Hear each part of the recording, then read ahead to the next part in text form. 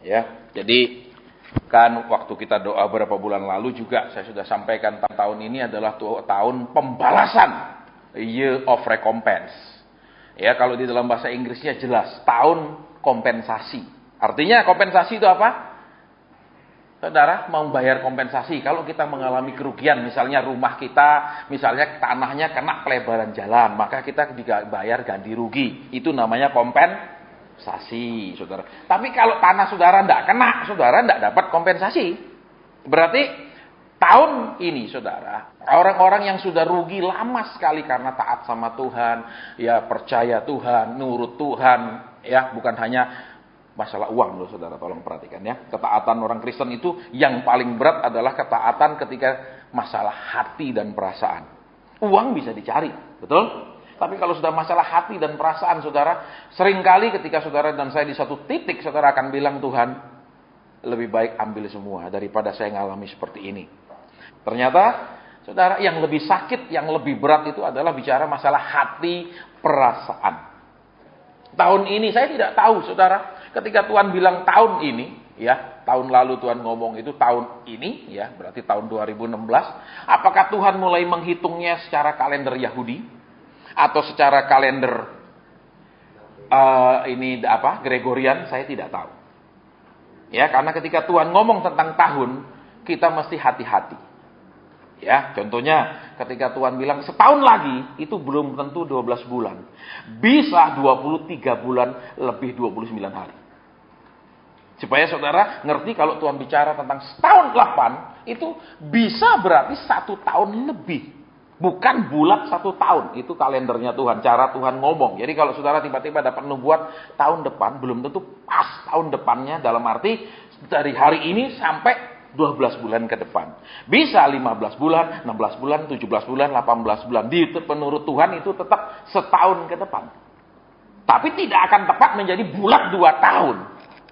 Ya, kalau saudara bergaul sama Tuhan, supaya saudara dan kita, supaya enggak, katanya Tuhan setahun ini sudah bulat 1 tahun pas. Kok belum? Loh iya, saudara harus mengerti ketika Tuhan bicara setahun itu bisa setahunan. Kemudian ketika Tuhan bilang tahun ini bisa apa? Mulainya bukan dari Januari kemarin. Tetapi bisa mulai dari tahun barunya orang Israel. Ya, saya tidak tahu, saudara, karena kan waktu dalam penglihatan beberapa bulan lalu itu, tongkat itu bukan sedang begini, ya, keliling Indonesia, tapi tongkat itu sudah turun memukul. Dan itu berkeliling dengan kondisi horizontal begini. Ya, dan nanti saudara dan saya akan melihat orang-orang yang sudah taat bertahun-tahun sama Tuhan, berkorban menurut Tuhan, melawan perasaannya sendiri. Ya, ketika Tuhan suruh diam, dia diam. Ketika Tuhan suruh ngalah, mengalah. Ketika suruh, dia akan melihat Tuhan angkat. Itu pihak yang pertama. Dia menerima ganti rugi, kompensasi semua kerugiannya. Tetapi yang kedua, saudara, kompensasi, year of recompense juga bicara tentang tahun pembalasan. Orang yang tidak taat akan menerima pembalasan. Hamba-hamba Tuhan yang tidak taat akan mulai menerima pembalasan demi pembalasan. Karena tongkat itu sudah turun. Ya, saudara yang ikut doa malam beberapa bulan lalu kan tahu. Ya, tongkat itu, saudara, Tuhan bilang apa? Tongkat gembalaku turun atas Indonesia untuk mengusir para serigala. Berarti banyak serigala yang akan kena tongkat itu, saudara. Ya, akan ada banyak penggantian. Dalam arti karena dia digebuk, saudara tahu kalau digebuk sama Tuhan itu bisa mati. Jadi, saudara, tongkat itu sudah turun. Jadi tongkat itu tidak sedang mencari sasaran di Indonesia, siapa yang mau dipukul, tetapi tongkat itu sudah menurunkan. Berarti sudah jelas siapa-siapa yang sudah ditetapkan tahun ini berakhir. Supaya kenapa? Karena kalau domba terus dikunyah serigala, yang punya domba rugi besar, saudara. Betul? Jadi di satu titik mungkin dia, ya baru segini, ya biarin. Tapi satu titik dia bilang ini sudah melampaui batas. Dan dia mulai mengirim tongkat gembalanya untuk mementung para serigala. Nah, sekarang tergantung saudara dan saya. Kalau saudara dan saya sudah taat bertahun-tahun, kita akan lihat banyak tahun ini orang yang akan dipromosikan Tuhan. Bukan hanya dipulihkan, tetapi diangkat lebih tinggi, ya kan? Itu. Tetapi orang-orang yang tidak taat, bahkan orang-orang yang melayani Tuhan, tetapi menyesatkan umat Tuhan, tahun ini kita akan melihat. Tahun ini kita akan melihat apa yang terjadi. Ya, jadi kiranya yang masih ada kesempatan untuk sadar dan bertobat, bertobatlah. Ini yang perlu waspada. Makanya saudara yang ikut doa malam kan, yang duduk dekat saya ngerti, saya bilang, ini saya lihat Tuhan ini tongkat. Iya ini tongkat saya lihat, tapi apa maksudnya ini muter keliling Indonesia. Di akhir ibadah, ya sesudah hampir pagi baru Tuhan ngomong, tongkat gembalaku turun untuk memukul para serigala. Saudara, jadi serigala itu kalau lihat saudara dekat sama domba, tujuannya bukan untuk menjaga domba, betul? Betul. Tetapi untuk menerkam, memakannya, mematikannya, betul? Tapi kalau gembala dekat sama domba, itu tujuannya untuk menjaga. Amin. Berarti kalau saudara dan saya ini dekat seseorang, tapi tujuan dia untuk mengambil keuntungan, dia serigala. Bukan domba. Tolong perhatikan. Siapapun orangnya, iya. Saudara, siapapun orangnya, iya. Ya, ini yang makanya saudara dan saya tadi kan di khotbah yang tadi saya ambil dari terjemahan King James itu dikatakan, jangan jadi simpleton and idiots. Jangan jadi orang yang nggak pakai otak. Simpleton itu lawan daripada orang jenius. Ya, jadi paradoksnya, antonimnya, jenius apa? Simpleton bahasa Inggrisnya. Lawannya orang pinter apa? Bego, goblok, nggak pakai otak, nggak punya otak, itu lawan, betul? Nah itu saudara, Tuhan mau saudara dan saya jadi orang yang juga bisa pakai otak. Ya, belajarlah menganalisa. Ya, belajarlah kemudian apa? Merenungkan. Jadi kalau saudara bilang, saya mau buka usaha ini, saya imani sukses, saya imani Tuhan campur tangan, saya imani berhasil, saudara jalan, maaf, bisa hancur total. Karena iman bukan untuk menyerang, iman hanya untuk bertahan. Yang untuk menyerang apa? Tuhan bilang pedang roh. Pedang roh itu apa? Firman. Jadi apa? Yang Roh Kudus ingatkan saudara, yang Roh Kudus tiba-tiba ambil ayat terus taruh di pikiran saudara, terus saudara kerjakan, itulah pedang roh untuk menyerang. Tapi kalau saudara pakai iman untuk menyerang, itu keliru. Karena kalau iman dipakai menyerang, kita jadi orang-orang yang, maaf kata, cuma menghakimi orang. Contohnya, ayo percaya aja, usaha, buka, pasti jalan, pasti sukses. Nah itu pakai iman. Terus saudara akan menghakimi orang yang rasanya ragu. Saudara dan saya akan menyalahkan orang yang rasanya tidak percaya. Iman yang dibuat menyerang itu hanya menghakimi. Tetapi kalau firman yang dipakai sebagai pedang, maka saudara apa? Yang di depan penghalang, rintangan, tali-tali yang membelenggu segala macam itu bisa diputuskan. Kalau itu dari Roh Kudus. Makanya kalau Roh Kudus bilang apa, kerjakan, nggak usah dipikir. Kalau Roh Kudus, tapi kalau yang lain, maaf tidak. Ya, jadi hati-hati saudara, karena ini sudah campur baur, sudah rancu sekali orang Kristen itu. Ya, makanya ketika Tuhan kasih tahu bahwa ini penghakiman mulai terjadi atas umat Tuhan, terutama hamba-hamba Tuhan di Indonesia, terus umat Tuhan yang sudah taat mulai akan diangkat, dibedakan dengan yang tidak taat. Saya ngobrol sama istri saya katakan, kelak ketika Tuhan pulihkan semua berkat yang sudah hilang, saya katakan kita nggak akan urus persembahan. Ya. Tadi juga saya ngomong sama Edi, ketika uang masuk tambah banyak, kita nggak mau simpan. Kita nggak mau simpan uang itu. Kita akan bantu gereja-gereja di mana yang perlu, kita nggak mau simpan banyak-banyak. Karena kenapa, saudara? Alkitab katakan uang memungkinkan segalanya. Orang baik bisa jadi super jahat karena uang. Rumah tangga walaupun saling cinta, bisa uang tidak menunjukkan cinta. Cuma tangan dan mulut bilang cinta. Kalau sudah masalah duit, enggak cinta. Masalah pengeluaran, enggak cinta. Masalah belanjaan, enggak cinta. Betul? Betul? Contohnya, aku sayang kamu. Tapi Pak, aku kepengin beli anu. Nah, kalau itu enggak boleh. Itu namanya cinta tanpa pengorbanan. Amin. Loh, Yesus waktu bilang dia mengasihi kita pakai pengorbanan enggak?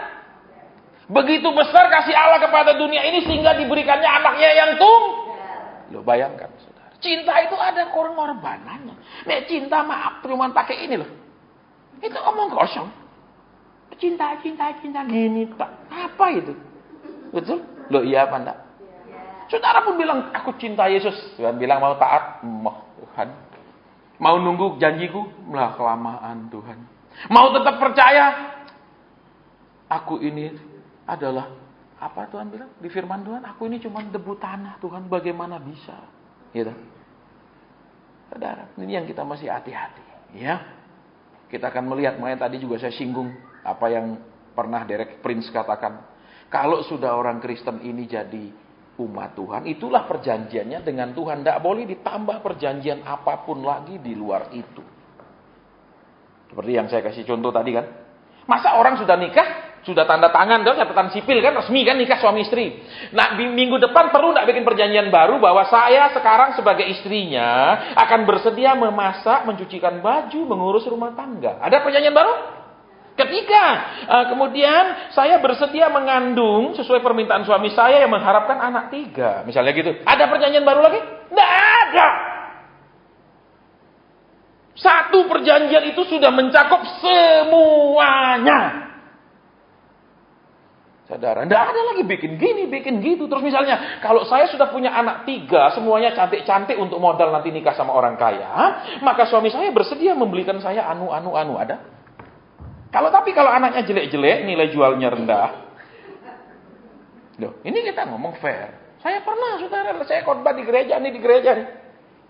Orang ibu maju, habis selesai ibadah, Pak Asen. Ini lo tolong doakan anak saya, dia kan cantik sekali. Memang cantik sekali anaknya, perempuannya. Pak Asen, ini satu-satunya modal saya. Hah? Ini Taci ngomong, ini satu-satunya modal saya, Pak Asen. Maksudnya apa? Dia cantik sekali Pak Asen. Dia harus nikah dengan orang kaya. Nggak boleh yang biasa-biasa. Ini modal. Dipikir kayak sapi nek bentuk apa postur tubuhnya gendut, buntak, ini mahal. Ini sapi. Nek babi juga nek gendut besar mahal karena ditimbang. Betul? Itu saudara, ini kisah nyata, saya masih ingat Taci itu. Di gereja mana saya masih ingat begitu melekat ketika saya merasa, oh ada ya orang tua nganggap anaknya kayak barang dagangan. Nek jelek, sama siapa aja nih, syukur-syukur ada yang mau, tapi kalau cantik nih, pikir-pikir sih, betul? Tunggu penawaran tertinggi nih, loh memangnya ini lelang. Betul? Ini parah, saudara. Makanya orang tua yang berpikir seperti itu bertobat. Ya, orang tua yang membayangkan seperti itu bertobat. Pernikahan anakmu bukanlah jual beli, mencari untung. Pernikahan anakmu bukanlah untuk mengembalikan investasimu. Saudara, saya banyak ketemu saudara disuruh doa-doa yang tidak alkitabiah sama sekali.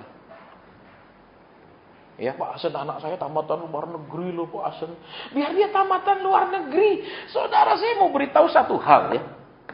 Orang sepinter apapun, tapi kalau tidak pinter cari duit juga tidak ada gunanya. Loh, betul apa enggak?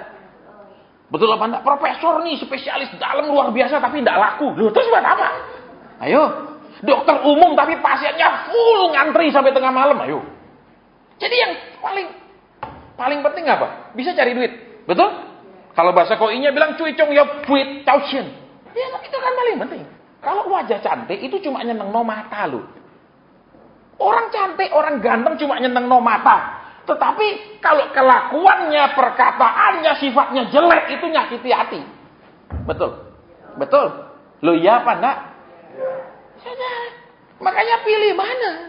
Cuma nyeneng no mata tapi saya banyak ketemu saudara. Iya. Istrinya saya cantik banget ini Taci. Benar saudara, walaupun dulu saya pacar banyak, saya masih bisa bedakan walaupun saya hamba Tuhan, saya masih bisa bedakan cantik enggak. Terus terang, cuman saya enggak bilang cantik sekali, jelek sekali. Enggak boleh ngomong gitu, cuma simpen dalam hati. Ya. Tapi suaminya saudara tahu selingkuh dengan perempuan yang maaf, kulitnya jelek sekali, mukanya jelek sekali. Dia kasih lihat ini loh Pak Asen, gendak Taci ini maaf tinggi, ramping sekali, body bagus sekali. Ini gendaknya itu. Kenapa kok bisa seperti itu? Bahkan lebih cinta. Karena cantik cuma nyeneng mata, tapi kelakuan yang rohani, sifat yang benar, perkataan yang bukan melukai tapi terus-menerus memberi semangat, itu yang menyenangkan hati. Loh ya, Panda, yang sudah nikah nih, biar secantik apa istrimu tapi kata-katanya tajam terus, seneng. Enggak dong. Betul, cuman bangga waktu diajak ke gereja, banyak mata memandang dan iri. Amin. Ya biarlah, syukur, saudara. Tapi banyak juga yang bilang, nah syukur. Kenapa tuh cewek dulu mata duitan, makanya banyak dibatalin orang, lu ambil, syukur. Gitu. Betul, saudara. Iya. Duh, ini fakta, saudara. Ya, manusia itu makanya Tuhan bilang apa? Tuhan maunya kita ini dirubah dalamnya. Sementara ibu-ibu lebih banyak suka rubah luarnya tok. Amin. Jujur. Ayo. Kenapa? Karena luarnya langsung tampak toh. Rubah dalamnya enggak tampak. Seringkali kau sudah berubah pun suami bilang kamu tetap sama. Padahal sudah belajar lebih sabar lagi, lebih nerima. Tapi seringkali di mata suami belum tentu berubah. Amin. Loh ya apa enggak? Jujur aja saudara. Karena kedua pihak itu memang manusia berdosa. Ya toh. Dua-dua kan bekas manusia berdosa. Amin. Akibatnya apa? Karena manusia berdosa, pikirannya juga pikiran dosa. Sekalipun sudah berubah, sekalipun sudah belajar lebih sabar, tapi seringkali kita menginginkan perubahan total benar-benar, ya toh? Yang kita mau loh. Akibatnya seberapapun dia berubah, rasanya belum cukup berubah. Amin. Oke, kita mau buka firman Tuhan sekarang ya, supaya tidak kemalaman. Ya, biasa umat Tuhan tuh seperti itu. Sekarang saya tidak tahu saudara ya. Saya pernah khotbah ayat ini, tetapi suruh lagi khotbah ayat ini. Nah, berarti di sini ini banyak yang seperti ini kalau disuruh ulang. Iya toh? Bukan karena kurang bahan khotbah. Saudara, saya bisa aja ambil khotbah yang kemarin di kota lain bisa. Ya dah. Enggak suruh lagi hal ini saudara. Ya, baik kita akan lihat sekarang Filipi pasal 4 ayat ke-6. Filipi 4 ayat ke-6. Demikian bunyi firman Tuhan dengan cepat ya. Iya, saya tunggu. Masih kersak-kersak masih cari Filipi ayat pasal 4 ayat ke-6. Sudah ketemu? Janganlah hendaknya kamu khawatir tentang apapun juga, tetapi nyatakanlah dalam segala keinginanmu kepada Allah dalam doa dan permohonan dengan ucapan syukur. Saudara senang enggak senang kalau saudara dan saya lihat ya? Saudara dan saya ini terlalu banyak hal yang dikhawatirkan. Terlalu banyak hal yang bisa membuat khawatir. Betul? Contohnya, orang punya uang banyak, khawatir dicuri. Amin. Di rumah banyak perhiasan, khawatir di maling. Iya toh? Nggak punya apa-apa, khawatir juga besok makan apa. Iya toh? Betul. Punya banyak khawatir, nggak punya khawatir. Amin. Punya sedang-sedang, khawatir. Kenapa? Disalib orang lain dalam hal kemajuan. Wah, dia dulu teman saya. Waktu dulu dia pegawai saya. Malah sekarang kabar lebih kaya dari saya. Khawatir. Ya kan manusia begitu, saudara. Segala hal, baik yang baik maupun yang buruk, dia bisa khawatir atasnya. Betul. Contoh, punya anak lah tambah besar. Khawatir. Kenapa? Nanti gimana ya pergaulan zaman sekarang gimana ya? Khawatir ya kan? Punya anak tidak bisa besar, khawatir. Loh, tidak normal. Anak ini segini aja besarnya. Ya saudara, semua hal kita bisa khawatir. Baik dan buruk bisa mendatangkan kekhawatiran. Iya enggak? Contoh, punya anak nikah sama yang miskin. Khawatir nih, nanti gimana ya? Cukup makan enggak? Kamu tinggalnya di mana besok? Kontrak gimana? Punya yang super kaya pun juga bingung. Kenapa? Nih, kira-kira itu loh, suamimu besok dapat warisan enggak? Lu bingung juga loh saudara. Betul, khawatir. Amin. Iya apa ya? Segala hal bisa mendatangkan kekhawatiran. Nah sekarang saudara dan saya perhatikan ya. Tuhan bilang janganlah engkau khawatir. Berarti dalam segala hal. Berarti ini kembali ke sini. Baik dan buruk pun mendatangkan kekhawatiran. Misalnya ya, orang tua semakin tua. Ya kan? Terus apa? Anak-anak seringkali juga khawatir kalau orang tua kelewat panjang umur. Kenapa? Orang tua pelit nyekel harta terlalu kuat. Kok panjang umur? Kapan? Nggak aku bisa pegang. Amin. Loh iya dong. Saya ketemu banyak saudara keluarga seperti itu. Ya, pernah saya saksikan sama saudara kan, waktu saya pelayanan di salah satu kota juga begitu. Om ini sudah setengah mati di ranjang. Habis ibadah KKR, dia diundang ke rumahnya biasa, saudara. Nek pendeta sampai undang pendeta tamu mengunjungi jemaatnya itu, biasanya jemaatnya bukan yang miskin loh, biasa. Habis KKR, ayo Pak, iya ayo. Umumnya dah, Pak ini dah. Oke, kita doa. Begitu doa, Tuhan bilang apa? Anak-anaknya hampir saling bunuh. Saya pernah kasih sama saudara itu. Saya bilang, Om udah sakit seperti ini, bagilah semuanya. Nggak mau bagi loh, ternyata tidak mau bagi memang.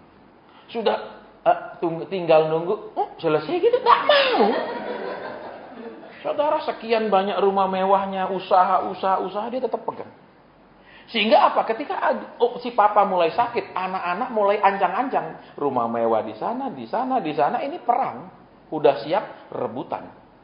Si tetap nggak mau lepas. Lihat, makanya orang tua panjang umur pun bisa buat anak khawatir. Betul. Apalagi kalau panjang umurnya di rumah sakit. Amin.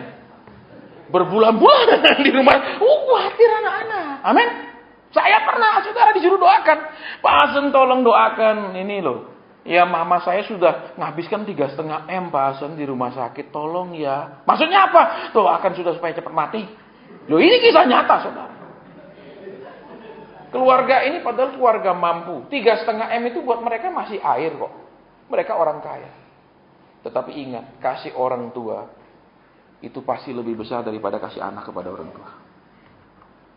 Cuma 3,5 M dia minta saya tolong doakan Pak Hasan supaya cepat. Bayangkan saudara, saya kan tidak mungkin mendoakan supaya cepat mati.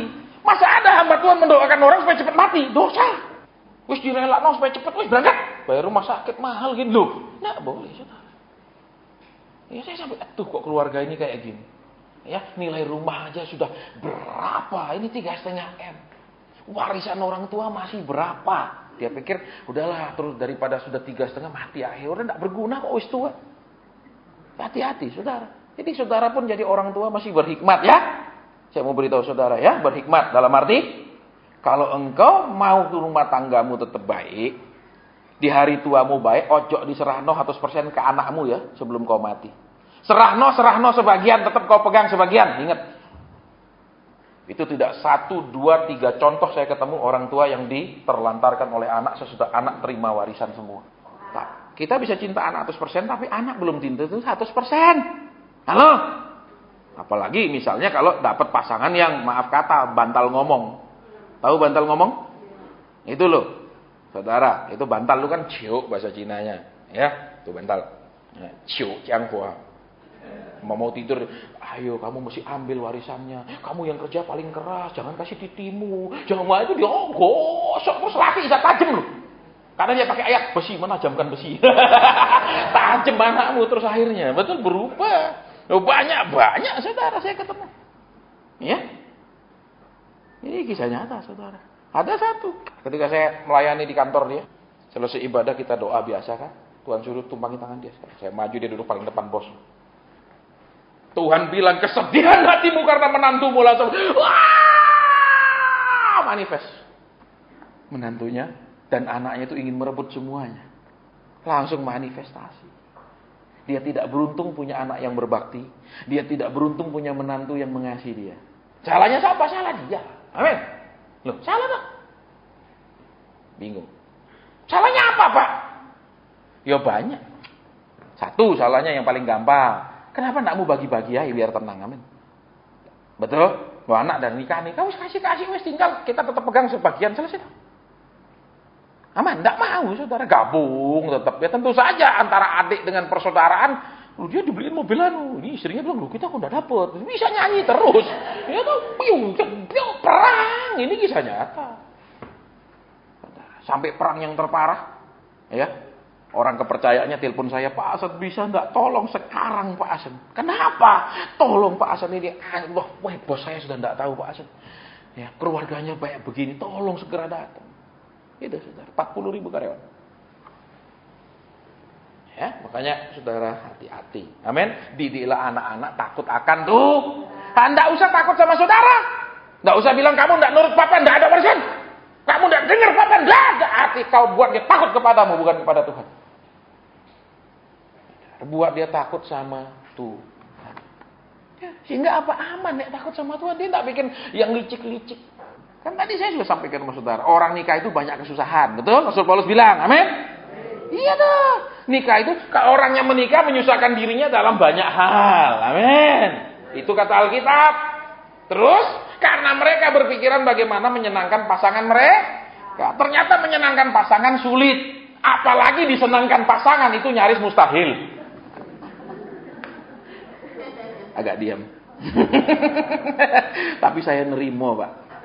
Makanya saudara, kalau saudara tahu kuncinya untuk hidup ini kemudian super amat diberkati dalam segala hal, perhatikan pasanganmu. Perhatikan pasanganmu, perasaannya, keinginannya, kerinduannya, perhatikan benar-benar. Ya. Tapi engkau lebih percaya nabur ke gereja daripada nabur ke keluarga. Amin. Tahun ini sudah 26 tahun saya meninggalkan pekerjaan melayani Tuhan. Tidak pernah satu kali pun saya dapat pernyataan buat pengusaha siapapun tabur ke gereja. Semuanya tabur ke keluarganya. Entah ke kakaknya, adiknya, keponaannya, anak-anaknya sendiri, istrinya. Selalu seperti itu. Tidak pernah ada mobilmu untuk aku ya. Itu nabi palsu.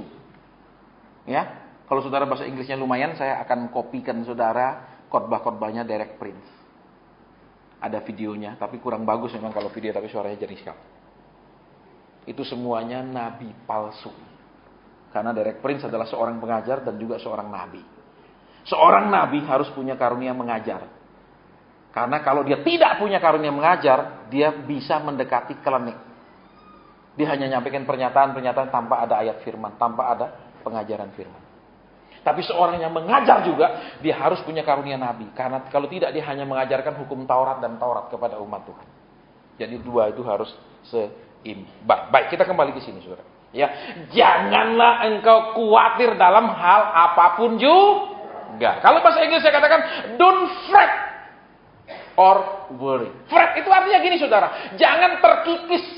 Jangan menurun, jangan kendor dan khawatir. Jujur aja saudara, orang Kristen ini sekarang katakan diberkati. Semangatnya berapa bulan? Ayo, sanggup bertahan bertahun-tahun? Tidak. Amin. Tidak. Misalnya kan, kasihlah katakan, maaf cara duit yang paling gampang nih. Kasih katakan 10M. Seneng sekarang. Wah, nyala-nyala sama Tuhan, berlutut, nyanyi, menyembah. Wah, bisa. Malaikat pun sampai bingung.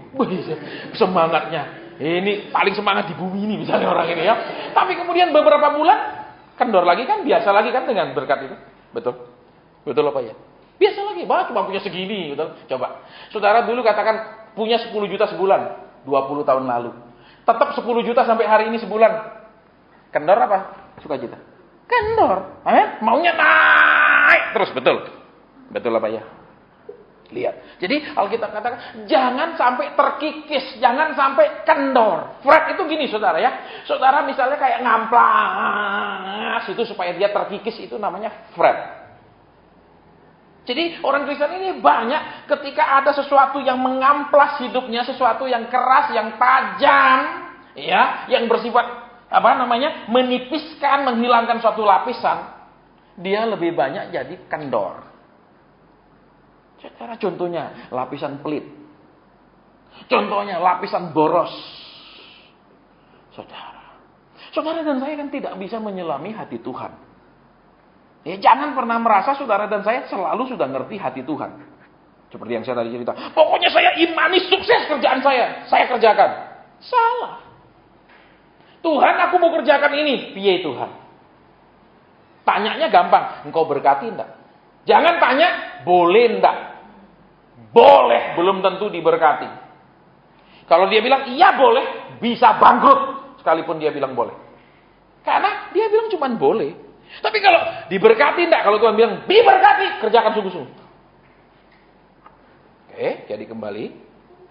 Jangan kendor, jangan terkikis. Saudara, yang paling gampang terkikis dari kita sukacita. Amin. Terus apa lagi terkikis? Semangat. Terus apa? Iman. Ya toh? Kesabaran. Banyak hal yang begitu gampang terkikis di hidup kita. Aku udah nunggu sekian tahun, mana buktinya?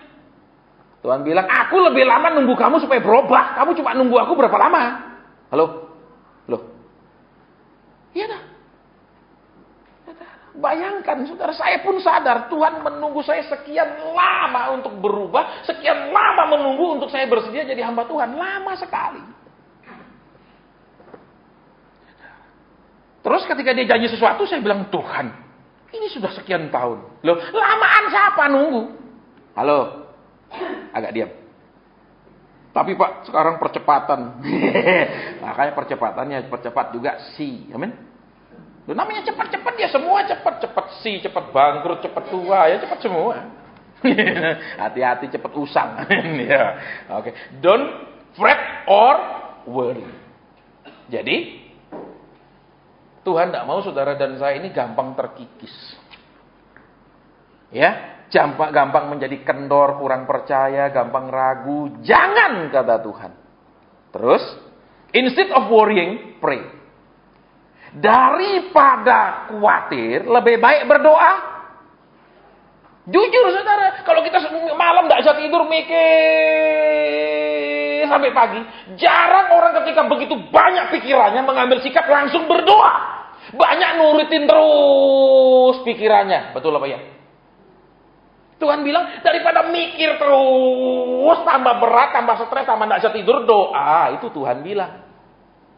Tapi orang Kristen itu aneh. Dia bisa kuat sampai pagi melean. Amin. Tapi begitu doa 20 menit, dia terjatuh dan tertidur. Amin. Loh, itu anehnya saudara. Coba perhatikan. Ya. Ini fakta saudara. Makanya sering kalau doa malam kan tiba-tiba ada baru kita mulai, dia sudah ngorok saudara. Iya kan? Tapi coba di rumah kalau dia punya beban berat, dia tidak bisa tidur, dia bolak-balik, dia melek terus matanya, betul?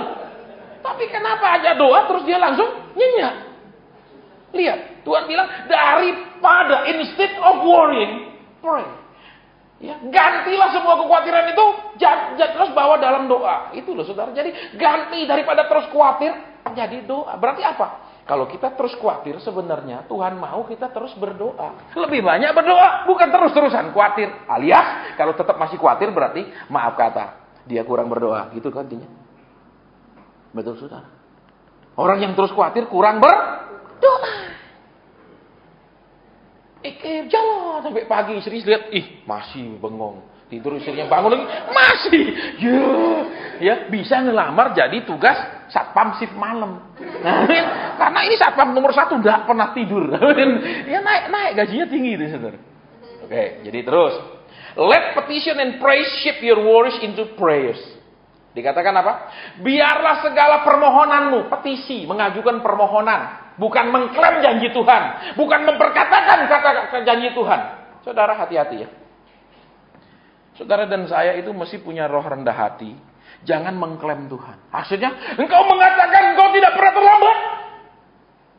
Itu saudara dan saya sedang mengklaim Tuhan. Ya. Kalau engkau dan saya main klaim sama Tuhan, kita kalah loh saudara, tolong perhatikan. Ya. Kalau Tuhan terus tunjukkan kekurangan kita bisa menang. Bisa menang. Terus dia bilang, bereskan kekuranganmu dulu, baru aku genapi janjiku. Tidak bisa. Karena itulah ada yang namanya kasih karunia. Sekalipun kita belum sempurna, sekalipun kita masih begitu banyak kekurangan, maka dengan kasih karunia Tuhan, Tuhan menggenapi janjinya tanpa menunggu sempurna. Itu namanya kasih karunia. Jadi lihat di sini saudara kembali. Jadi mohon sama Tuhan. Jangan perkatakan ayat-ayat untuk maksud mengingat-ingatkan Tuhan cepat. Saudara hati-hati. Tuhan bukan pelupa. Saudara baca di seluruh Alkitab. Bapak-bapak iman tidak pernah sekalipun mengingatkan Tuhan akan janjinya. Hati-hati. Abraham sudah 10 tahun di Kanaan. Dia tidak pernah ada satu pun ayat, maka Abraham berkata, Tuhan aku sudah pergi meninggalkan negeriku, ke negeri yang kau tunjukkan. Dan ini sudah 10 tahun, mana anak yang kau janjikan? Saudara tidak akan pernah ketemu. Betul? Ketika dia dipaksa oleh istrinya, Sarah untuk mengambil Hagar. Dia tidak pernah bilang, Tuhan lihat aku dipaksa, mana buktinya? Dia tidak pernah. Jadi hati-hati dengan pengajaran yang membuat saudara itu demikian perkasanya di mata Tuhan untuk menuntut Tuhan. Hati-hati. Iman. Orang beriman itu orang yang lebih banyak diatur Tuhan. Bukan orang yang lebih banyak ngatur Tuhan. Hati-hati, jangan kebalik. Ya, semakin saudara dan saya beriman itu semakin diatur.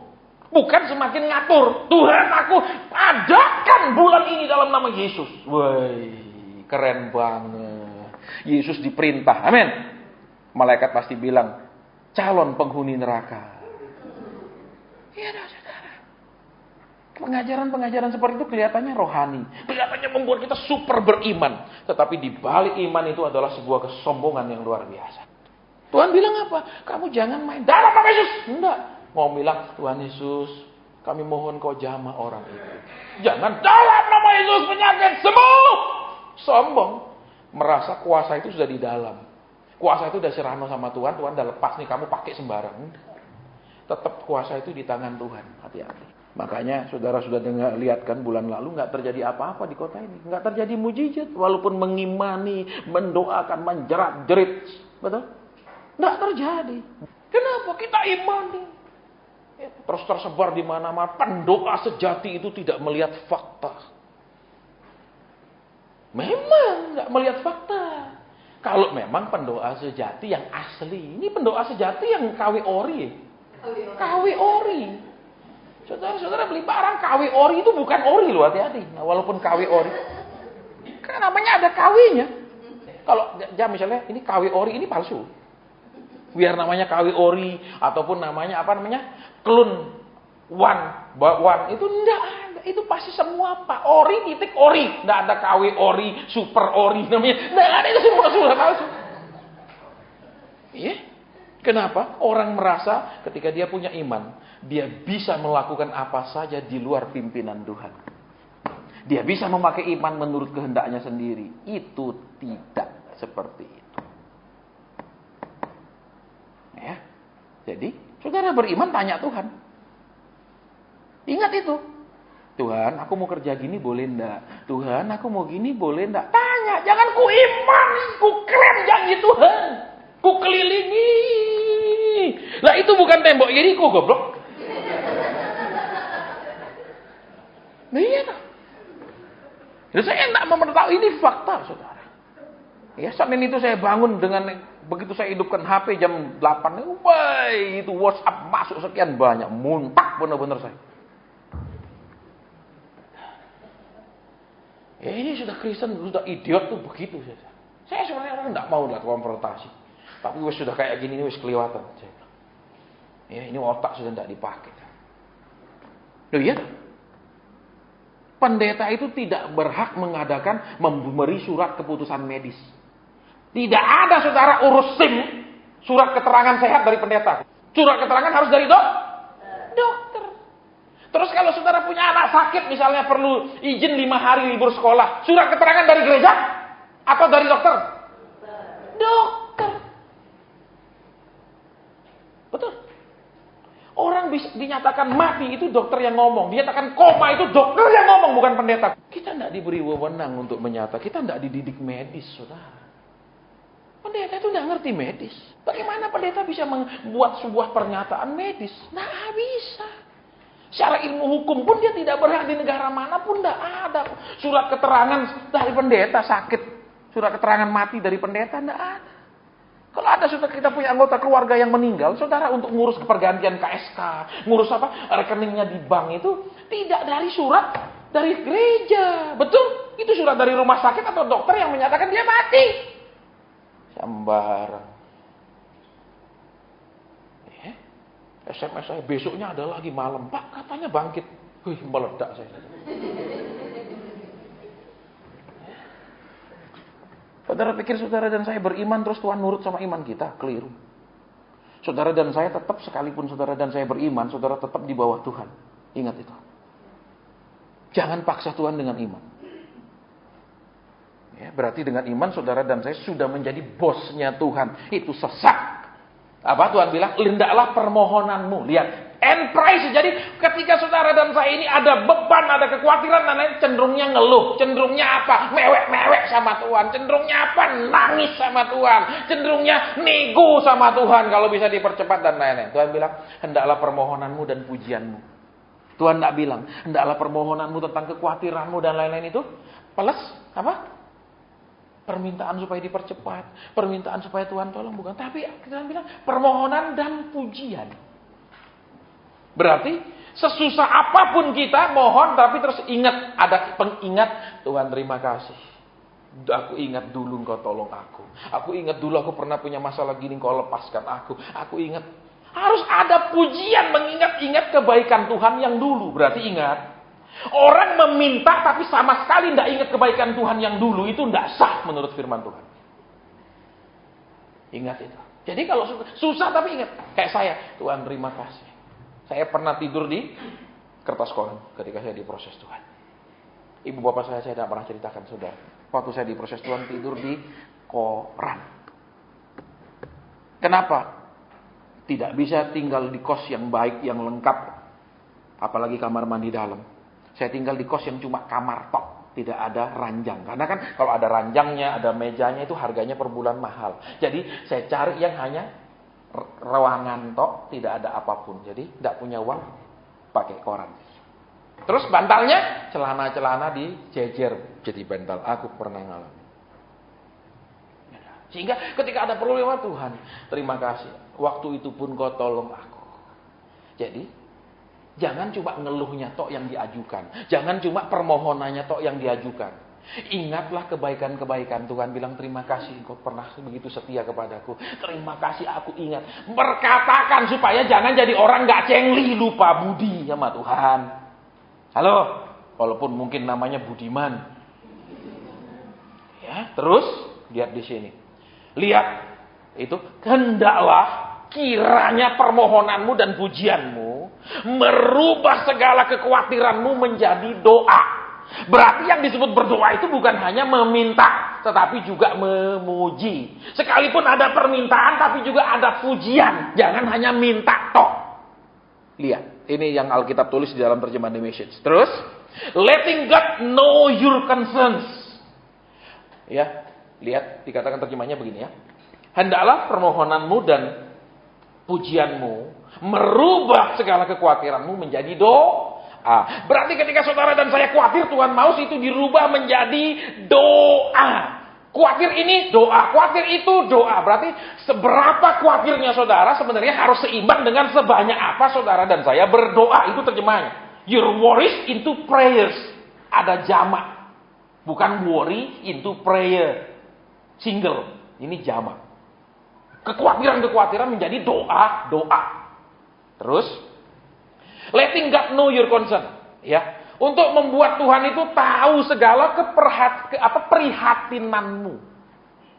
Berarti, lihat. Tuhan itu akan tahu saudara punya dan saya punya keprihatinan. Kalau saat lihat doanya itu mohon. Waktu mohon tidak cuma ngeluh tok, tapi juga menyebut, mengingat, berterima kasih atas kebaikan-kebaikan yang sudah pernah dialami. Terus, dari sekian banyak kekhawatiran menjadi sekian banyak doa.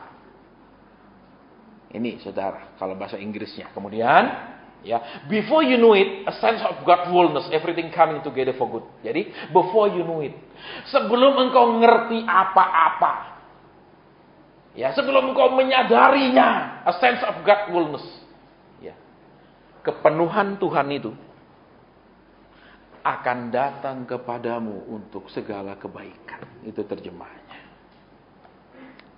Jadi Tuhan itu akan sepenuhnya, kepenuhannya, bukan hanya keselamatannya.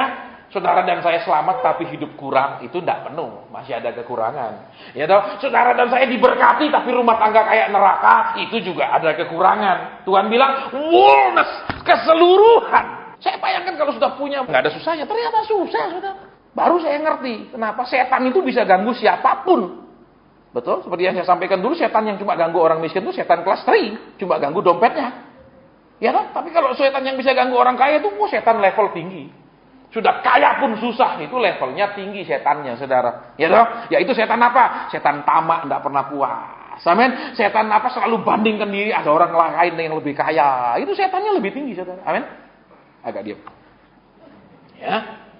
Lihat, everything coming together for good will come and settle you down. Jadi segala kepenuhan Allah itu sebelum kau tahu, sebelum kau menyadari segala kepenuhan Allah itu akan datang semuanya.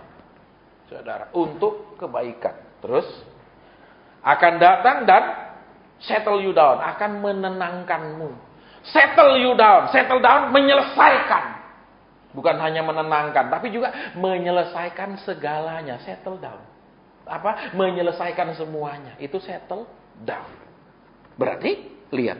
Ketika saudara dan saya khawatir, doa. Tambah khawatir, tambah banyak doa. Tambah banyak kekhawatiran, hal apa? Tambah banyak berdoanya. Itu yang Tuhan mau seimbangkan. Berarti, orang-orang yang sebenarnya kuat berdoa, orang-orang yang sudah bisa melewati kekhawatiran-kekhawatiran, tapi memilih untuk berdoa daripada putus asa. Tidak ada statusnya. Kalau orang tidak punya usaha, tidak ada statusnya. Betul? Tak ada status, tidak ada harga diri. Terus tidak ada harga diri, tidak ada status, tidak ada komunitas. Gimana ngomong sama orang? Gimana mau ketemu sama orang ngomong apa? Kita nggak jelas kerja apa, statusnya apa. Dan waktu itu Roh Kudus suruh saya doa aja, saudara. Makanya terus ya suka berdoa, kuat berdoa. Jadi kalau saudara dan saya sekarang banyak masalah, Tuhan sedang membawa saudara masuk langkah pertama untuk menjadi orang yang kuat berdoa. Oh, enggak ada amin. Tapi kalau tahun ini Tuhan jawab doamu, segala permohonanmu ditolong, masalahmu harus benar beres. Amin, glory, haleluya. Ketika seorang pendeta menceritakan Tuhan adalah budak yang akan segera kerja, semua jemaat akan tepuk tangan. Tapi ketika seorang hamba Tuhan menceritakan Tuhan adalah Tuhan yang memerintah umatnya yang mengerjakan yang dia mau, tidak ada umat tepuk tangan. Betul? Kita sudah terbiasa dengan khotbah-khotbah seperti itu. Terus, it is wonderful what happened when Christ displays worry at the center of your life. Dikatakan begini. Itu akan menjadi sesuatu yang ajaib, yang luar biasa. Ketika Kristus mengganti kekhawatiranmu, Kristus menjadi pusat hidupmu.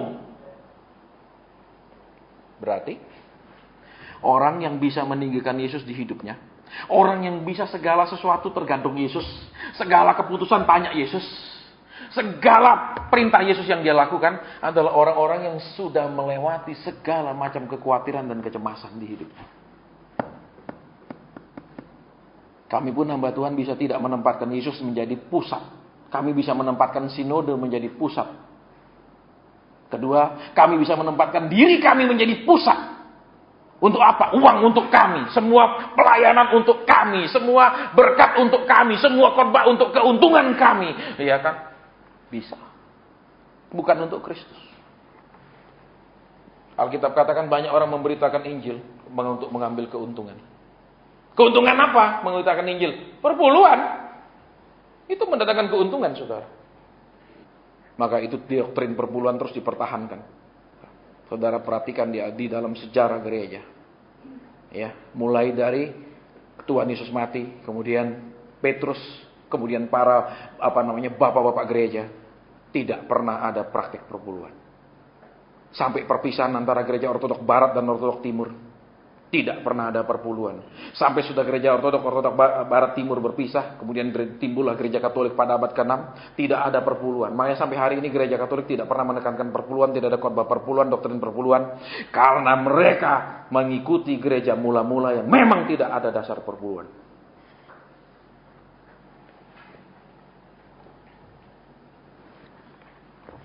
Tahun 777 Raja Charlemagne yang memerintahkan untuk ada perpuluhan, bukan bapak-bapak gereja. Kenapa itu dipertahankan? Karena itulah sumber keuangan terbesar. Bukan yang lain, bukan persembahan-persembahan. Karena menguntungkan itu dipertahankan, walaupun tidak ada dasarnya di Perjanjian Baru. Walaupun tidak ada prakteknya di gereja Perjanjian Baru selama hampir 8 abad.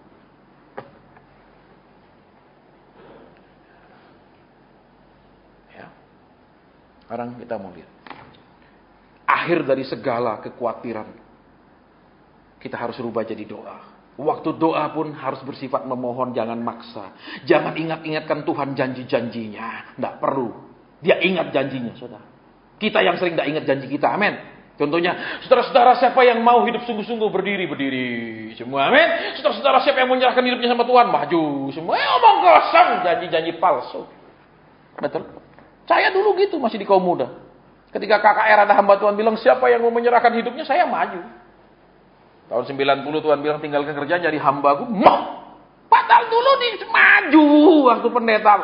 Kenapa? Karena memang, saudara, kita punya itu, kita digerakkan oleh emosi, oleh khotbah, terus bertindak. Bukan memang dari dasar hati kita, tapi karena emosi kita sudah dimanipulasi oleh khotbah.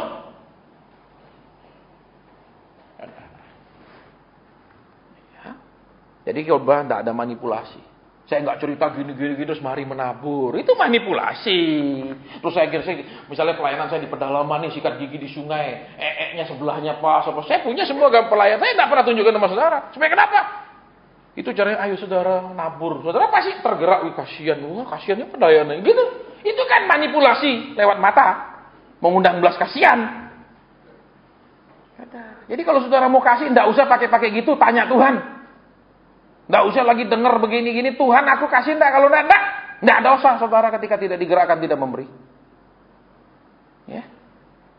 Jangan mau manipulasi melulu saudara. Jadi yang terakhir, it is wonderful what happen when Christ displays worry at the center of your life. Ketika Tuhan itu, saudara, ya, Yesus itu yang menggantikan kekhawatiranmu di dalam pusat hidupmu. Kristus jadi pusatnya. Segalanya dari Kristus, pusat.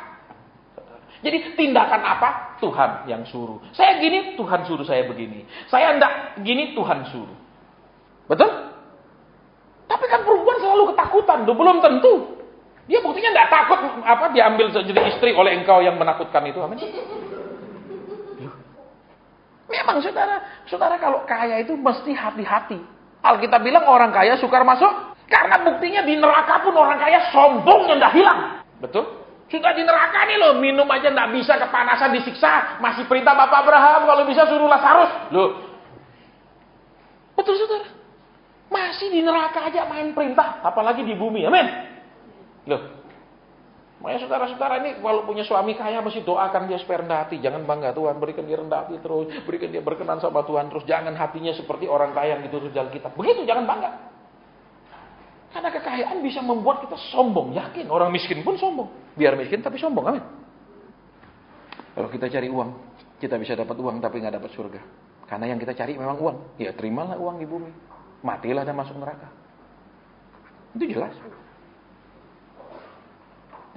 Kadang banyak seperti itu. Ya. Engkau menikah itu untuk saling menyenangkan, tahu? Bukan untuk hanya disenangkan, tahu? Halo? Halo?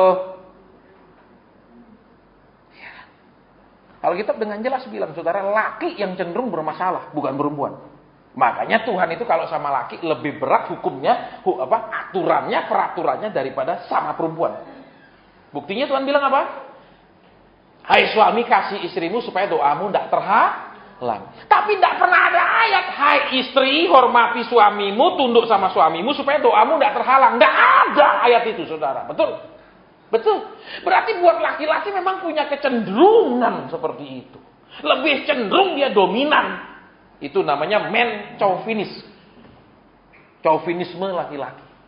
Menganggap perempuan itu makhluk kelas 2. Lu goblok lah, lu udah ngerti lah, jangan kasih nasihat lah, aku udah mau denger lah. Itu. Saudara ingat Tuhan menciptakan perempuan dengan bahan dasar yang lebih berharga. Betul? Kita diciptakan dari debu tanah, mentah langsung jadi manusia. Kalau Tuhan prosesnya 2 kali. Betul? Dari debu tanah dijadiin manusia, terus sudah jadi manusia, tulangnya diambil. Prosesnya 2 kali loh. Kerjanya lebih berat loh. Halo? Duh. Kalau saudara borong proyek kerjanya lebih berat, lebih murah apa lebih mahal? Lebih mahal. Makanya perhatikan perasaan istrimu sungguh-sungguh. Perhatikan hatinya sungguh-sungguh. Supaya doamu tidak terhalang. Tuhan bilang tidak boleh memandang muka. Makanya kita tidak batasi bangku depan ini untuk yang punya usaha besar, bangku belakang yang kere. Tidak ada tuh di mana pun saudara. Bahkan tidak ada saya tugaskan dijaga pintu, ada datang tutup tidak ada. Kenapa nanti kalau ada penjaga pintu misalnya kan juga bisa masalah. Pak mencari diantar ke depan, yang lain bilang kok diantar ke depan baru orang kaya. Nah salah lagi. Iya kan kadang-kadang orang sensitif kadang-kadang susah, saudara negatif aja. Jadi tidak ada lah, datang duduk pilih sendiri. Mau datang saudara bisa pilih, datang lebih awal. Saudara bisa pilih karena masih kosong gitu aja dah. Pendoa bukan diurapi roh doa. Pendoa adalah orang-orang yang sudah diproses, dihancurkan oleh Tuhan hidupnya, ekonominya, karirnya, cita-citanya, keuangannya, segala sesuatunya sudah diremukkan. Tetapi kemudian dia memilih untuk tidak ngamuk sama Tuhan, dia memilih mendekat terus kepada Tuhan. Itulah pendoa. Dan kemudian Kristus menjadi sumber hidupnya, menjadi pusat, the center of your life. Pusatnya Kristus. Dia ngomong sama orang, omongan Kristus, bukan omongannya sendiri. Dia lakukan apa itu Kristus. Dia mau kerja apa itu Kristus. Dia mau rencana apa Kristus. Dia mau invest apa Kristus. Tadi sore saya terima WhatsApp. Ya. Ada anak Tuhan yang juga ibadah di sini. Dia bilang, "Kok, ini di kota aku lagi dikejar-kejar duit kok." Ya, dia punya bisnis di kota itu dan Tuhan tadi dia hubungi saya, dia bilang aku sangat diberkati di kota itu. Ya, saya bilang Tuhan kan sudah ngomong. Kenapa saudara? Dia orang yang salah satu di kota ini yang kalau disuruh apa paling cepat. Dia super cepat ketika Tuhan suruh apa dia kerjakan tanpa pikir. Tadi WhatsApp-nya masih ada kok. Dan dalam beberapa waktu Tuhan lipat hartanya itu dilipat-lipat. Kenapa? Dia tidak pernah mikir ketika Tuhan suruh. Ya, pertama saya ketemu dia tiba-tiba Tuhan bilang Tuhan bilang tambah mobil. Iya ya benar ya. Memang ada kurang Pak buat istri saya. Ya sudah beli saudara. Ya, ketemu lagi kok Tuhan bilang jam istrimu cuma ya. Iya benar kok, belikanlah perempuan. Perempuan itu kan ada jam pesta, jam pergi PD, jam apa, kasihlah 5, 6, 7, 8, enggak masalah. Iya kok, dia belikan. Lihat cepat sekali dilakukan. Tidak ada satupun lo untuk suruh ngomong untuk berkati kita atau berkati PD kita, enggak ada loh saudara. Terus ketemu lagi kok. Sudah beli mobil kan untuk istrinya, tambahan mobil. Tuhan bilang beli lagi lo mobil. Ini lo mereknya kok. Hah? Itu hampir saem lo kok. Tuhan bilang beli. Masih gini deh. Beli kok. Iya sudah saya order. Ketemu temennya saudara. Yang sama-sama Kristen. Hasut dia. Ojo yang itu. Ojo yang Telepon saya. Kok teman-teman bilang gini. Tuhan bilang jelas merek ini, tipe ini. Tidak usah rubah-rubah. Akhirnya dia beli, nurut. Cepat sekali nurut. Disuruh gini. Terus Tuhan bilang lagi waktu ngobrol. Ini ada sebidang tanah kok. Di kota kok ya. Di mana ya Pak Asen? Pokoknya arah ke Dia buka kan Google Map ada tuh. Google Earth. Dibuka, ini kok titik ini cepet kok cari ketemu. Ya, dia beli tanah itu. Sekarang harganya naik berlipat-lipat. Dia salah satu paling cepat bertindak ketika Tuhan suruh.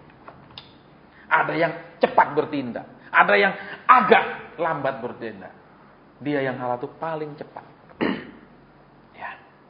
Kenapa? Kecepatan saudara melakukan mau Tuhan juga menentukan kecepatan Tuhan bertindak mengurus segala sesuatu. Orang mau didandani, pengantin mau didandani. Katakan mulai karena pemberkatan nikah jam 10 pagi, dia jam 6 pagi didandani, betul? Lah sampai jam 7 dia belum bangun.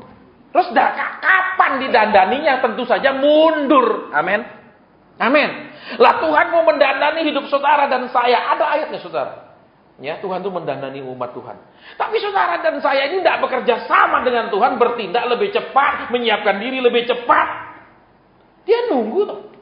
Betul. Loh. Mau nikah nih pagi dibangunin. Betul? Tapi belum bangun. Sementara juru rias sudah nunggu. Belum bangun nih jam 6 kan belum bangun. Terus gimana? Kan belum bisa dihias toh, belum mandi. Betul? Enggak bisa udah lah nih enggak usah mandi nih, wis lah, udah pasti jadi kok kamu kan diberkati, ngapain dandan? Loh enggak bisa tuh, pasti kelihatan cantik loh waktu mau nikah. Betul? Ya enggak, saudara? Jadi kecepatan saudara dan saya itu menentukan. Ingat, ketika saudara dapat firman dari Roh Kudus, itu pedang untuk jalan. Itu senjata untuk apa? Menghancurkan segala portal penghalang, menghancurkan segala belenggu yang menghalangi, itu sudah dikasih. Jalan kalau Tuhan suruh. Tapi kalau saudara imani terus jalan, maaf, babak belur loh ya. Tuhan mau saudara dan saya khawatir, doa. Ada khawatir, doa. Ada khawatir, doa. berarti orang ini akan selalu merubah kekhawatirannya menjadi doa. Alias setan lama-lama bohong. Ayo sama Tuhan, dekat bener-bener. Dia enggak ganggu. Kenapa? Wah, kuat bener orangnya. Udahlah, nggak ada dada, ngapain. Tapi kalau yang, wah ini gampang dah, kasih kurang duit sedikit, pasti dah kayak cacing kepanasan. Amin. Yang kedua, orang ini pelit sekali. Udah, gerakin istrinya minta sesuatu, pasti dah ribut. Halo. Harta yang dimiliki seorang suami secara ilmu hukum pun, hak istri ada di sana. Betul apa? Gono gini, betul? Itu dunia mengakuinya. Amin. Apalagi Tuhan. Karena mereka sudah jadi satu, kata Alkitab. Amin. Jadi tidak boleh bilang ini uangku loh, aku yang cari loh ya. Kamu cuma ngurusin dapur loh ya. Lihat. Belajar merubah sikap terhadap uang. Cinta kepada keluarga lebih daripada cinta uang. Cinta kepada keluarga lebih daripada jumlah angka 0 di buku rekening bank. Ya, dalam kurung nek onok lo ya. Nek enggak onok aja itu loh. Oke? Sip? Ya, jadi ulang lakukan gitu loh. Jangan sip Pak, tapi pulang ya tetap aku balik mana. Aku masih seperti yang dulu. Saudara harus ingat ya. Beda laki-laki dan perempuan. Perempuan menikah, seluruh hidupnya berubah. Laki menikah, bisa nggak berubah. Betul? Betul? Seorang perempuan ketika dia menikah, dia menyerahkan hidupnya ke dalam lembaga pernikahan. Seorang laki-laki menikah, belum tentu dia menghargai lembaga pernikahan. Bisa jadi dia cuma menikah karena dia ingin apa? Punya pabrik anak. Ya, untuk melanjutkan keturunan aku perlu perempuan, tahu enggak mungkin monyet betina, amin.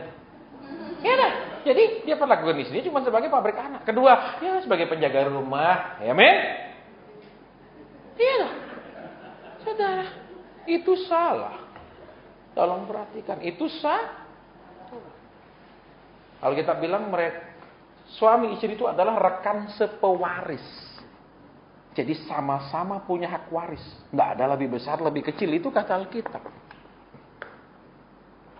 Kalau engkau mau lebih diberkati, engkau mau lebih Tuhan gerojoki segala secara materi, perbaiki sikap tentang keuangan. Ya, hargakan dia lebih daripada uang. Jangan bilang, dia minta ini, harganya segini. Berarti istrimu tuh kurang harganya dari barang itu, goblok. Kalau dia bilang berapa segini, wah udah dia lebih berharga dari apapun, gitu loh.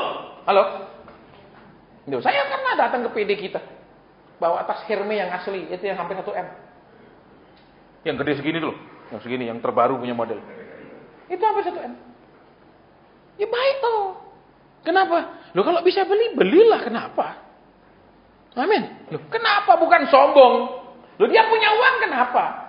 Yang nggak boleh pinjem bank untuk beli. Lo boleh, ini loh Pak saya pinjam kemarin 800 juta. Lo udah boleh ngawur ya itu. Amin. Yang bayar tuh istri suaminya pasti pijet terus. Betul? Ya punya pakai. Halo. Lo kisahnya atas. Yang model gini saya lupa Hermes tipe apa namanya itu. Ada yang 850-an tuh loh. Yang tipe apa? Nah, itu tipenya itu ngambil dari salah satu foto model paling terkenal di dunia, itu tipenya. Pape usuk tiao punya. Saudara, dan ternyata koordinator persekutuan kita bilang, pasien, ini kolektor, dia punya banyak sekali pasien yang begini-begini. Loh dia nikmati hidup. Amin. Dia bukan terus bawa terus di PD muter-muter dulu. Enggak, dia duduk datang, dia kenapa dia mau pakai? Saudara boleh memiliki apapun, semewah apapun. Saudara boleh beli, pakai, bawa, selama hati kita bukan untuk pamer, silakan. Tidak salah. Tapi kalau untuk pamer, salah. Itu aja. Kalau memang saya seleranya ini ya sudah pakailah kalau memang selera. Tapi kalau supaya saya dilihat, nah itu baru salah. Udah, jadi belajar menikmati hidup. Amin. Jangan bedaknya itu cap anak bayi itu loh yang panjang. Ingat itu, saya ingat dulu saudara, bedak apa namanya itu? Ingat tak? Betul? Ada tuh masih saya kecil tiap cukur tuh pakai gambar anak bayi yang telanjang itu loh. Jadi ojo lah pakai bedak itu. Amin. Sudah ada bedak lain yang lebih mahal. Betul? Sembarang. Betul? Terus yang laki selalu pakai apa namanya? Itu loh, minyak rambut yang hijau yang kuno itu cuma ganti lah. Amin. Itu minyak rambut tahun 60-an. Betul, yang hijau. Ya, cobalah ganti yang lain. Amin. Sepatunya, sandalnya tetap merek Lili. Ya, di rumah tetap pakai cat kodok. Aduh, ganti. Betul, merek kaos yang lain banyak. Amin. Iya dong. Makanya saya ketemu banyak orang yang berkatnya terhalang. Banyak orang yang mestinya dia sudah dapat di tangannya, tapi itu semua lewat ketika dia ambil, itu seperti angin yang berlalu, dia nggak raih. Baik yang datang ke persekutuan ini, walaupun yang saya kenal sebelum ada persekutuan ini. Sikapmu kepada istrimu, sikapmu kepada suamimu menentukan kasih Tuhan kepadamu. Ya, banyak. Ada saudara sudah hampir di tangan, lolos. Kenapa? Tuhan cuma bilang apa? Engkau mau dapatkan itu, doa berdua. Tidak pernah mau doa berdua, tidak dapat sama sekali. Saya tidak pernah mengharapkan berkat, saudara. Ketika saudara diberkati, kami hamba Tuhan tuh senang nih melihat saudara membuktikan Tuhan itu buat apa. Itu loh senangnya kita tuh kan, terbukti toh Tuhan itu layak toh saudara lebih percaya. Senangnya kami di situ, bukan habis itu ingat loh ya. Enggak ada. Tidak ada sedikit pun 0, sekian persen kami berpikiran begitu. Tapi kalau saudara tidak dapatkan, kami kecewa. Kenapa? Loh, kok anak Tuhan ini kok gini? Kok gagal dia? Ada kekecewaan, saudara. Ya. Jadi perhatikan. Yang sudah punya istri, punya suami, hati-hati. Engkau tidak bebas lagi. Ya. Engkau tidak bebas lagi. Karena Tuhan tidak mau berkat menjadi kutuk. Ya, kalau engkau punya anak-anak, perhatikan sikapmu sama anak-anak. Tuhan juga tidak mau engkau diberkati kemudian buat jadi kutuk buat keluargamu, menjadi perpecahan, menjadi luka batin buat anak-anak. Ya, jangan kayak itu sudah mau mati tidak mau bagi warisan, pegang terus sehingga anak sama anakmu saling bunuh, rebutan. Mumpung sekarang masih hidup, masih sehat, ajaklah anak-anakmu pergi jalan-jalan. Amin, amin. Bentar lagi kan sudah musim panas di Eropa, saudara ini kan sedang spring, ya. Musim spring, tapi kalau saudara sekarang ke Eropa sudah bulan 4 tidak ada lagi, saudara nggak bisa pergi Keukenhof. Ya, Keukenhof itu bulan 3 terakhir itu bunga tulipnya tuh. Kalau sekarang udah nggak ada bunga tulipnya habis. Ya, kalau mau lihat bunga tulip mesti ke Canberra, Australia. Pergilah jalan-jalan. Amin. Jangan tua-tua Semarang, bolak-balik kantor, pulang, kantor, pulang. Liburnya di mana? The Paragon.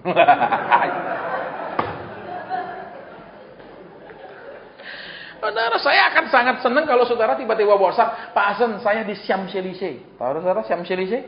Paris. Itu tulisnya kan Champs-Élysées, bacanya Champs-Élysées. Ya dah, terus WhatsApp Pak Hasan, ini lagi di bawah Menara Eiffel. Keren toh. Amin. Jangan foto di bawah menaranya Telkomsel.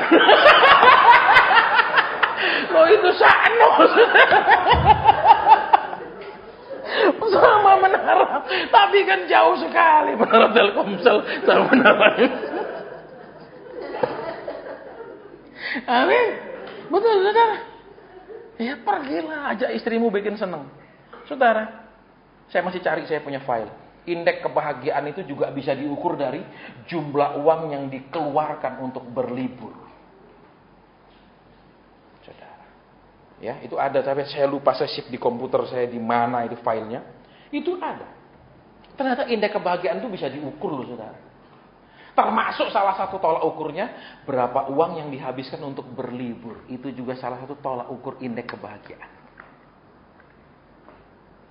Ya, jadi pergilah libur, jangan tua-tua di kantor, tua-tua di toko, tua di pabrik. Apa itu? Hah?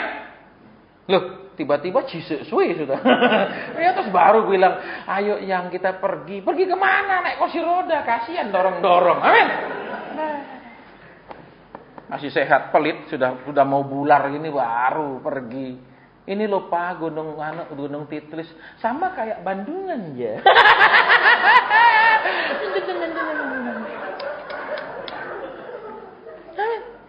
Loh saya ngomong terus terang. Pergilah banyak-banyak. Kenapa? Lihatlah dunia. Amin. Loh Rasul Paulusnya keliling kemana-mana. Murid-murid kemana-mana. Amin. Loh ya dah. Betul. Murid-murid kemana-mana kan? Nggak di Yerusalem tok, betul? Nggak di Israel tok, pergilah makanya. Ya, mulailah rancang. Ya, nanti musim panas sebentar lagi kan? Ini kan masih spring, baru musim semi. Ya, masih dingin, Eropa masih sebagian masih dingin. Ya, nanti udah. Misalnya bulan 6, 7 itu kan enak. Atau bulan 8 lah, paling enaknya sekitar bulan itu. Jadi puas jalan-jalannya dari pagi sampai jam 10 malam. Itu jam 8 malam itu masih terang benderang. Enak nih jalan-jalan, betul? Di jam 10 malam duduk di dekat Menara Eiffel itu, lihat kan jam 10 malam baru lampunya nyala. Ya toh? Gitu loh, Saudara. Halo? Tapi tiap hari saya lihat, Pak, klip-klip. Di mana? Itu BTS. Amin. Pergi banyak-banyak. Amin. Saya pun mau perpanjang paspor saya, udah mati September lalu, Saudara. Ya, sampai September lalu ada undangan ke luar negeri, saya nggak ada, saya bilang malas saya perpanjang paspor. Nah, tapi mesti perpanjang. Ya, pergilah jalan ya. Supaya tadi ketemu. Amin. Loh, iya dong. Bisa jalan-jalan pergi New York ketemu kan enak. Amin. Diam. Enggak ada amin. Lebih enak tak puter, Pak. Lebih enak tak puter uangnya, Pak. Mana lebih enak kulaan, Pak. Mikirnya kok gitu terus. Halo. Halo. Oke, ibadah selesai sampai sini, kita akan doa. Kalau ada pernyataan Tuhan saya sampaikan, kalau tidak ada bubar, kita pulang. Woman pecah. Bapa di surga sudah. Terima kasih. Kalau kekhawatiran kami sering kami pikirkan tidak rubah menjadi sikap doa, tidak rubah menjadi waktu untuk berdoa, tidak berdoa, ampuni kami. Terima kasih. Bapak mungkin ada sesuatu yang Tuhan hendak sampaikan, silahkan. Kalau ada yang mau dilawat, kalau ada yang mau diberkati lewat lawatan Tuhan, silahkan. Ini acara buat engkau. Ini acaramu. Kami tidak punya liturginya. Kami tidak punya jam-jam jadwalnya. Mesti firman Tuhan, habis itu doa, habis itu pengumuman. Terserah Tuhan. Kalau ada, silahkan. Ya Bapak. Ada Bapak? Ada Tuhan? Ada Roh Kudus.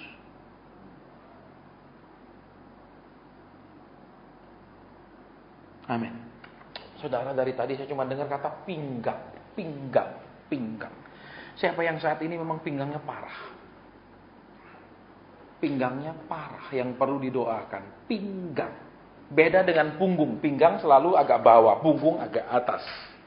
Ya, pinggang yang perlu didoakan sekarang berdiri di tempat. Saya tidak tumpang tangan. Berdiri di tempat, kita mau berdoa. Taruh tangan di pinggang, di tempat yang memang parah itu, sakit itu pinggang, benar-benar sakit itu pinggang. Sekarang Tuhan mengatakan, aku mengutus kamu untuk menyembuhkan orang sakit. Maka di dalam nama Tuhan Yesus, Tuhan tetap kuasa pengutusan itu tidak diangkat, tapi terus diberi. Dan dalam nama Yesus kami mau berdoa, Tuhan menyembuhkan anak-anak-Mu. Kami memohon kepada Bapa di surga yang mengasihi, supaya pinggang ini apapun gangguannya, kami memohonkan belas kasihan supaya disembuhkan. Kami memohon belas kasihan supaya pulih. Kami mohon belas kasihan supaya sehat kembali. Dalam nama Tuhan Yesus Kristus. Dalam nama Tuhan Yesus Kristus. Amin. Silakan duduk. Yang kedua, dekat daerah mata kaki itu sakit. Dekat daerah mata kaki sakit. Siapa orangnya yang dekat daerah mata kaki sakit? Tolong berdiri di tempat sekarang. Mata kaki, daerah mata kaki. Kita mau berdoa. Kalau mata kaki tidak usah tunduk ya, nanti tempatnya sempit, nanti kejeduk sama bangku depan. Ya, taruh tangan di dada. Kita mau berdoa buat mata kaki yang sakit. Bapak, kami mau berdoa. Engkau tidak hanya ngajar kami, tidak hanya tegur kami, tidak hanya menyatakan keinginanmu kepada kami, hukum-hukummu kepada kami, tetapi juga engkau memperhatikan keprihatinan kami. Itu yang tadi kami dengar di firman-Mu. Terima kasih engkau memperhatikan keprihatinan buat anak-anak-Mu yang mata kakinya sakit. Kami mau berdoa. Di dalam nama Tuhan Yesus Kristus, kesembuhan ini terjadi. Di dalam nama Tuhan Yesus Kristus kami berdoa memohon kemurahan untuk Tuhan Yesus yang menumpangkan tangan. Tuhan Yesus yang menyembuhkan. Kami memohon Tuhan, kemurahan Tuhan. Supaya mata kaki ini menjadi normal, baik, sembuh. Tidak lagi sakit-sakitan dalam nama Tuhan Yesus Kristus. Terima kasih. Amin. Saudara, masih ada lagi ya. Ini loh dengkulnya ini. Dengkulnya ini, lututnya ini, mana orangnya? Tidak kedua-duanya, cuma sebelah saja. Satu saja lutut yang sakit melulu, tidak mari-mari. Silakan berdiri di tempat kalau mau didoakan. Lutut satu saja, bukan kedua. Kalau yang kedua lutut tidak usah berdiri, kita tidak disuruh Tuhan doakan kedua. Hanya yang satu. Saya nurut saudara. Ya, Tuhan hanya bilang satu lutut saja. Ya. Kita mau berdoa. Bapa, ini anak-anakmu tadi yang kau suruh kami berdoa. Yang kau tahu keprihatinan mereka tentang lutut mereka. Sekarang kami mau berdoa. Bapa, mohon kesembuhan. Tuhan Yesus mohon kemurahan. Mohon belas kasihan. Supaya mereka sembuh. Terima kasih. Terima kasih. Kami mohon Tuhan pulihkan total. Kami mohon Tuhan sembuhkan sempurna. Tidak ada bekasnya lagi. Terima kasih. Amin. Silakan duduk. Saudara, kemudian saya disuruh berdoa bukan untuk lubang telinga yang sakit, tapi bagian sekitar telinga yang bermasalah. Mana orangnya? Saya ulang kembali. Mana orangnya bukan di dalam telinganya yang sakit, tetapi di daerah sekitar telinganya ini yang sering tidak ada sesuatu seperti nggak enak. Bukan di dalam lubang di dalam itu bukan. Adakah orangnya di sini? Ada di luar ya, bukan di dalam. Iya, kita mau berdoa, taruh tangan di sana, di bagian yang sakit. Bapak, ini anak-anakmu memang bukan di dalam lubang telinga, bukan di dalam gendang telinganya, di labirinnya, tetapi memang di luar ini Tuhan, di sekitar luar. Kami mau berdoa, apapun sakitnya, Tuhan Yesus bisa sembuhkan. Sanggup, mampu sembuhkan. Dan kiranya kesembuhan itu terjadi karena Tuhan memperhatikan keprihatinan anak-anakmu. Terima kasih. Terima kasih Roh Kudus. Terima kasih Tuhan Yesus. Terima kasih Bapa. Terima kasih. Terima kasih. Terima kasih. Amin. Saudara, saya tiba-tiba rasa hidung saya sebelah ada sesuatu. Saya tidak pernah ada gangguan di hidung saya. Pilek iya, tapi gangguan di daerah sini tidak pernah. Saya tidak pernah ngalami. Tapi saya sedang merasakan sekarang tiba-tiba ada seperti sesuatu di hidung saya. Tidak pernah, tidak ada. Ini hidung saya sedang tidak masalah. Ya, tidak ada sesuatu. Tapi Tuhan memberikan saya rasa ada orang yang punya keluhan itu yang disuruh doakan. Siapa orangnya? Siapa orangnya yang punya gangguan di dalam di sini? Saya nggak tahu, saudara. Saya dulu pelajaran biologi nggak minat. Saya kesukaan saya dulu pelajaran kimia. Ya. Tidak ada. Berdiri di tempat. Berdiri di tempat. Itu sudah berapa lama gangguan di hidung? 6 tahun. Memang di dalam sekitar sini itu dalam. Ya, ada seperti sesuatu begitu. Dia tidak nyeri, tidak sakit, tapi seperti ada sesuatu yang mengganggu. Enteng, saudara. Ya, tolong perhatikan. Kalau dia ngobrol, kalau apa dia tidak rasa. Karena itu rasanya apa? Kalau mungkin bahasa Inggris bilang so mild. Rasanya tidak sakit sekali, cuman ada rasa di dalamnya seperti ada something wrong deh. Ada sesuatu yang salah di situ. Ya, itu. Kita mau doa, taruh tangan di. Sudah berapa lama?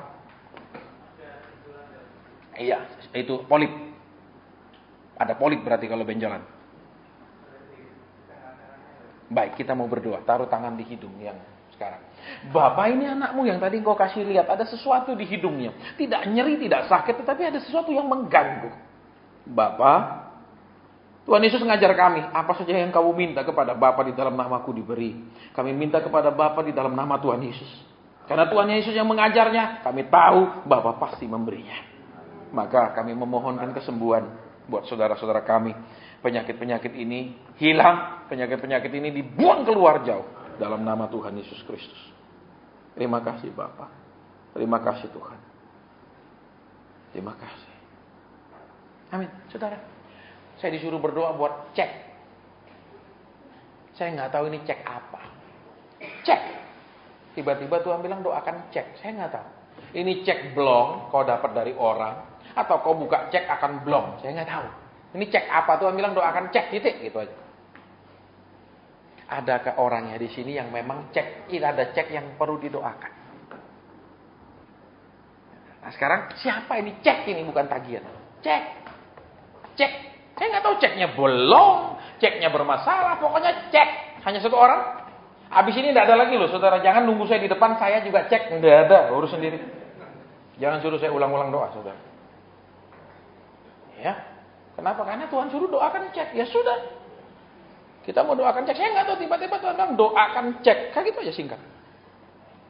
Ya, saya mau tanya dulu, Ci. Itu kenapa ceknya? Belum, tidak bisa dibayar, tidak ada dana. Berarti nggak bisa diuangkan. Kita mau doa. Bapak di surga, iya, ada anakmu ternyata yang diberikan cek bermasalah. Bapak, engkau membela anakmu. Engkau tidak akan membiarkan anak-anakmu terus dirugikan, dipermainkan orang. Kiranya dia tidak dirugikan. Dan Tuhan yang turun tangan sendiri menekan. Sehingga cek ini bisa diuangkan. Di dalam nama Tuhan Yesus Kristus. Engkaulah yang mengirimkan roh kegentaran dan ketakutan. Sehingga orang ini tidak mengambil keuntungan dari hal seperti ini ya Tuhan. Terima kasih. Terima kasih. Dalam nama-Mu kami sudah berdoa, bersyukur, berterima kasih. Roh Kudus terima kasih yang sudah menyampaikan pesan Tuhan. Tuhan Yesus terima kasih yang sudah ada di tengah-tengah kami. Bapa terima kasih yang sudah memperhatikan keprihatinan kami semua. Kami bersyukur punya Allah seperti Engkau. Dalam nama Tuhan Yesus ibadah kami selesai. Firman Tuhan hamba selesai sampaikan. Penyataan-penyataan Tuhan juga sudah selesai. Haleluya. Amin.